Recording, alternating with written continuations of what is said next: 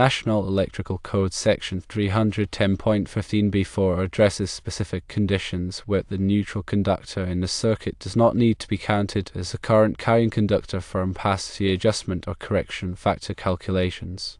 This provision primarily applies in three-phase, four-wire systems, but understanding the underlying principle is key. The core concept revolves around the neutral conductor only carrying the unbalanced current from the other phase conductors within the same circuit. Let's break this down. In a balanced three-phase system, the current in each of the three-phase conductors is equal in magnitude and 120 electrical degrees apart. In such an ideal scenario, the currents theoretically cancel each other out in the neutral conductor, resulting in zero current flow. However, in real-world applications, loads are rarely perfectly balanced. This imbalance leads to a current flowing in the neutral conductor to compensate for the differences in current demand among the phases. National Electrical Code Section 310.15b4 recognizes that if the neutral conductor only carries this unbalanced current, its contribution to the overall heat generated within a raceway or enclosure is significantly less than that of a fully loaded phase conductor. Therefore, it doesn't need to be factored into the ampacity directing calculations. The key phrase here is only carries the unbalanced current. This implies that the neutral conductor is not being used for other purposes, such as carrying current from nonlinear loads, which generate significant harmonic current. Harmonic currents, particularly the third harmonic and its multiples, can accumulate in the neutral conductor of a three-phase system, even when the fundamental frequency currents are balanced. These harmonic currents can cause the neutral conductor to overheat if it is not properly sized. Now let's consider some examples to illustrate when National Electrical Code Section 310.15b4 applies. Imagine a three-phase, four-wire system supplying power to a lighting panel. The lighting loads connected to each phase are as follows: phase A draws 15 amps, phase B draws 18 amps, and phase C draws 12 amps. To determine the current flowing in the neutral conductor, we need to calculate the unbalanced current. In this case, the neutral current would be the vector sum of the phase currents. However, for simplification, we can approximate it as the arithmetic difference between the largest phase current and the sum of the other two phase currents. The sum of phases and phase C currents is 15 amps plus 12 amps equals 27 amps. The difference between phase B current and the sum of phase A and phase C currents is 18 amps. 15 amps plus 12 amps equals minus 9 amps. The absolute value of this result, 9 amps, represents the approximate unbalanced current flowing in the neutral conductor. Since the neutral conductor is only carrying this unbalanced current, according to National Electrical Code Section 310.15b4, it would generally not need to be counted as a current carrying conductor when determining the ampacity of the conductors. Now let's analyze a scenario where National Electrical Code Section 310.15b4 would not apply. Consider a three-phase, four-wire system supplying a mix of linear and nonlinear loads. Nonlinear loads, such as computers, electronic ballasts, and variable frequency drives, generate harmonic currents. These harmonic currents, especially the third harmonic, add up in the neutral conductor of a three-phase system. Even if the fundamental frequency currents are balanced, the harmonic currents can cause the neutral conductor to overheat. In this case, National Electrical Code Section 310.15b5 requires the neutral conductor to be considered a current carrying conductor, and its ampacity must be derated accordingly. This is because the neutral conductor is carrying a significant amount of harmonic current, which contributes to the overall heating of the conductors.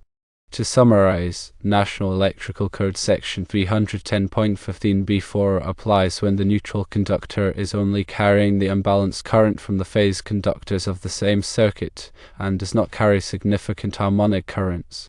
This situation typically occurs in three-phase, four-wire systems with primarily linear loads. However, if the neutral conductor carries a significant amount of harmonic current due to the presence of nonlinear loads, then National Electrical Code Section 310.15b5 requires it to be counted as a current carrying conductor. It is important to carefully evaluate the types of loads connected to a three-phase system to determine whether National Electrical Code Section 310.15 applies or whether the neutral conductor needs to be counted as a current carrying conductor due to harmonic currents.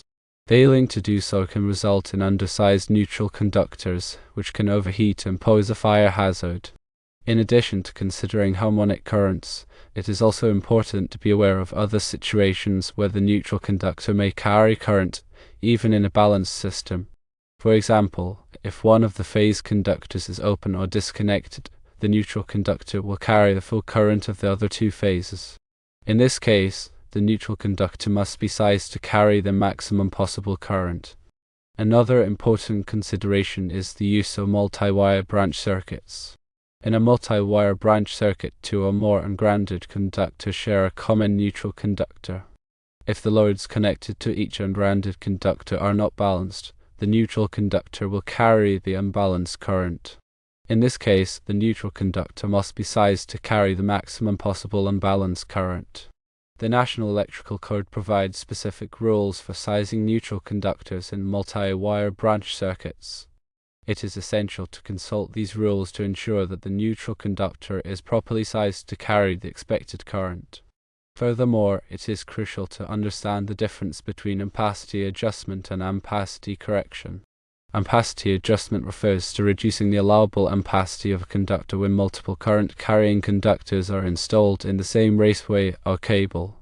This is necessary because the heat generated by the conductors can raise the temperature inside the raceway or cable, which can reduce the ampacity of the conductors. Ampacity correction, on the other hand, refers to adjusting the allowable ampacity of a conductor based on the ambient temperature. If the ambient temperature is higher than the temperature rating of the conductor, the ampacity must be reduced. National Electrical Code Section 310.15b provides tables and formulas for calculating ampacity adjustment and correction factors. It is essential to apply these factors correctly to ensure that conductors are not overloaded. Now let's delve deeper into the practical implications of applying National Electrical Code Section 310.15b. Consider a scenario where you are designing an electrical system for a commercial building. The building has a mix of lighting, receptacle, and HVAC loads. You have determined that the total load on each phase is approximately balanced. However, you are also aware that some of the lighting loads are electronic ballasts, which generate harmonic currents. To determine whether National Electrical Code Section 310.15b applies, you need to estimate the amount of harmonic current that will be flowing in the neutral conductor. This can be done by measuring the harmonic current with a harmonic analyzer or by using manufacturer's data for the electronic ballasts. If the harmonic current is significant, you will need to count the neutral conductor as a current-carrying conductor and derate its ampacity accordingly. On the other hand, if the harmonic current is negligible, you may be able to apply National Electrical Code Section 310.15b and not count the neutral conductor as a current-carrying conductor. In this case, you can use a smaller neutral conductor, which can save you money on materials and labor. However, it is important to err on the side of caution and use a larger neutral conductor if there is any doubt about the amount of harmonic current that will be present. It is also important to consider the potential for future load growth. If you anticipate that the building will be expanded or that new equipment will be added in the future, you should size the neutral conductor to accommodate the increased load. Over time, the neutral conductor may be subjected to higher voltages and currents than the design specified. In addition to harmonic currents and load growth, there are other factors that can affect the current flowing in the neutral conductor. These factors include voltage imbalances, phase imbalances, and ground faults.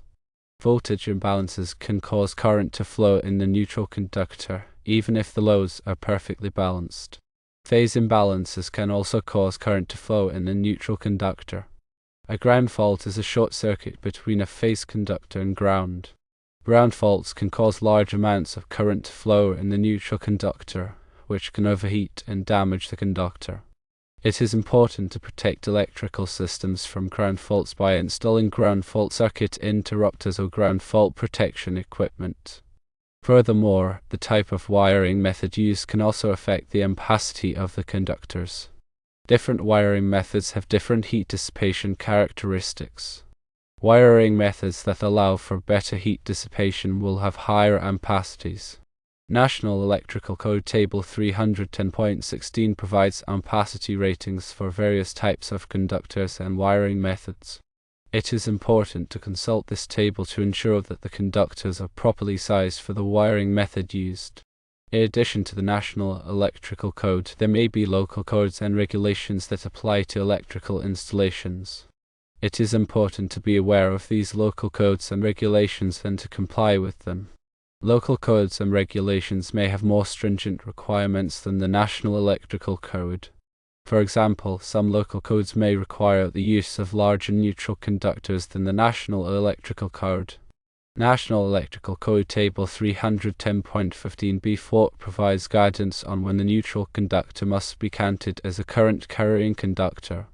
This section specifies that a neutral conductor that carries a load that consists of primarily nonlinear load shall be considered a current carrying conductor. A nonlinear load is a load where the wave shape of the steady-state current does not follow the wave shape of the applied voltage. Common examples of nonlinear loads are electronic ballasts, solid-state motor drives, and uninterruptible power supplies. The National Electrical Code provides requirements for sizing the neutral conductor for circuits that supply electric vehicle supply equipment. Electric vehicles chargers are often considered nonlinear loads and can create significant harmonic currents in the neutral conductor. This can cause the neutral conductor to overheat if it is not properly sized. Section 625.44 of the National Electrical Code requires that the neutral conductor for electric vehicle supply equipment be sized to carry the maximum unbalanced load. In summary, understanding the intricacies of National Electrical Code Section 310.15b4 is crucial for electrical engineers, designers, and installers. By carefully evaluating the types of loads connected to a three-phase system, considering harmonic currents, and applying the appropriate ampacity adjustment and correction factors, you can ensure that electrical systems are safe, reliable, and efficient. Always refer to the latest edition of the National Electrical Code and consult with a qualified electrical engineer or inspector if you have any questions or concerns. The information provided here is for educational purposes only and should not be considered a substitute for professional electrical engineering advice. Improperly sized conductors can create unsafe conditions.